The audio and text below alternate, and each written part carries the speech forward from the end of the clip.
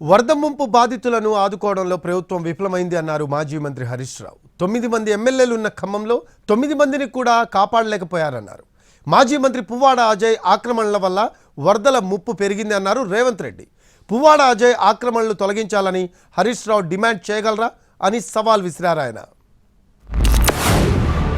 31 మంది చనిపోయి ఇంత నష్టం జరిగిందంటే ఇది పూర్తిగా ప్రభుత్వ వైఫల్యం.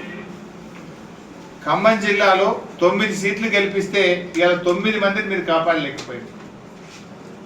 ఉదయం 8 గంటల నుంచి రాత్రి 9 గంటల వరకు 13 గంటలు వాళ్ళు ఆహాకారాలు చేస్తూ ఉంటే, వాళ్ళు బాధపడుతుంటే ప్రభుత్వం హెలికాప్టర్ పంపలేకపోయింది, వాళ్ళని సాయం చేయలేకపోయింది.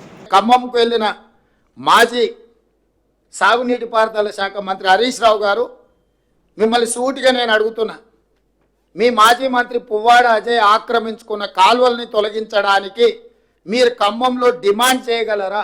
నేను మీ దగ్గరికి అధికారులను పంపిస్తాను. ఎందుకంటే మీరు గతంలో చెరువులకు సంబంధించిన minor irrigation and major irrigation మినిస్టర్గా మీరు పనిచేసినారు. రాష్ట్రం పట్ల పూర్తిగా సంపూర్ణమైన అవగాహన ఉందని మీరు పదే పదే మాట్లాడుతుంటారు హరీష్ రావు గారు.